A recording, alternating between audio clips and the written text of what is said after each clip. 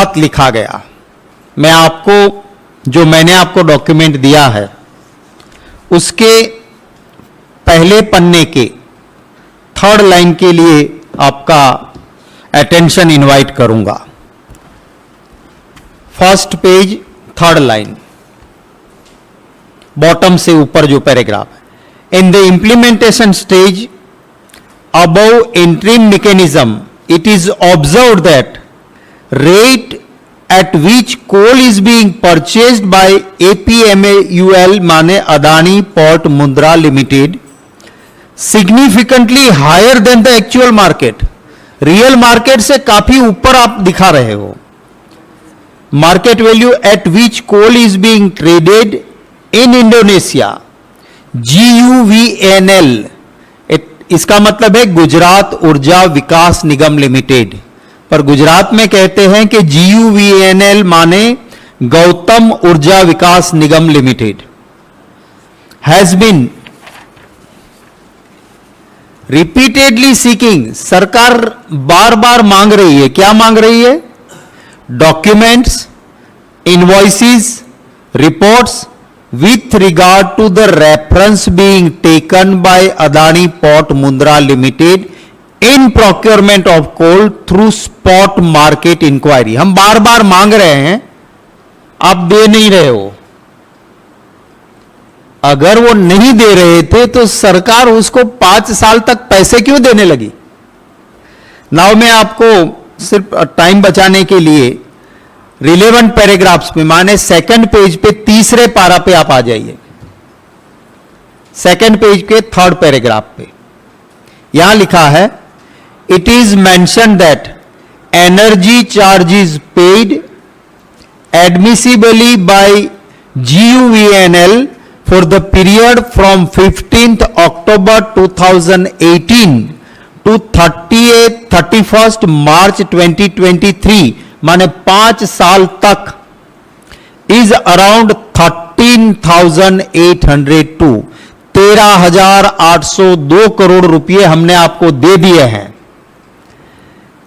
Considering सर्क base rate on 13 June 2022 around 12,364 crore, while payable amount as per the Argus rate, ये कहते हैं कि हमने 13,802 करोड़ आपको दे दिए, आपने कोई बिल सबमिट नहीं किए थे। जब आर्गूज के रेट देखे तो हमारा कैलकुलेशन बनता है कि आपको हमें देना था सिर्फ 9,902 करोड़। आगे ये लिखा है उन्होंने, considering the Argus index as a base rate work out to around 9,902 crore. GUVNL submission and request under the petition was to consider only prudent cost of the coal। सही प्राइस हमें करनी थी, हमने आपको 13,802 करोड़ रुपया दे दिया, हकीकत में आपका बनता था 9,902 करोड़, माने 3,900 करोड़ आपको हमने ज्यादा दे दिए। फिर वो कहते हैं, इसके नीचे वाले पैराग्राफ पे आ जाइए,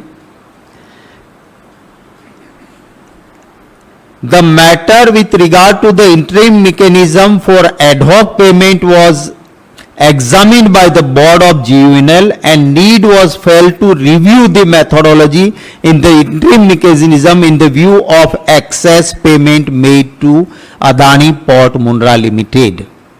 अब ये रिक्वेस्ट करते हैं इनको, ये रिक्वेस्ट करते हैं इनको कि आपको 5 साल में हमने 3,900 करोड़ ज्यादा दे दिए हैं, उसको आप वापिस करो।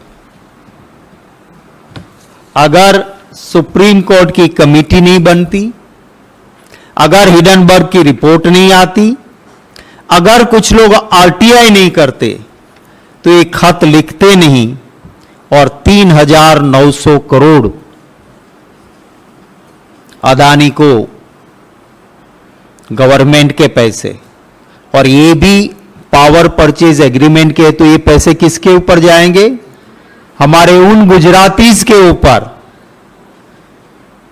जिन्होंने भाजपा की सरकार बनाने में मदद की थी, ऐसे गुजराती इसके ऊपर ये पैसे 3,900 करोड़ जा रहे हैं।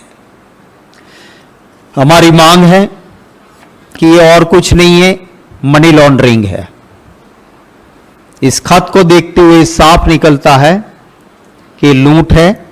3,900 करोड़ की लूट ये मनी लॉन्ड्रिंग है। और इसके लिए क्या वहां पे ईडी को नहीं जाना चाहिए? कहां वहां पे सीबीआई को नहीं जाना चाहिए? सेबी जो इन्वेस्टिगेट कर रही है, क्या ये सेबी के लिए भी जरूरी नहीं है कि इसको इन्वेस्टिगेट करें? हमारा दूसरा सवाल है कि कोई अधिकारी 5 साल तक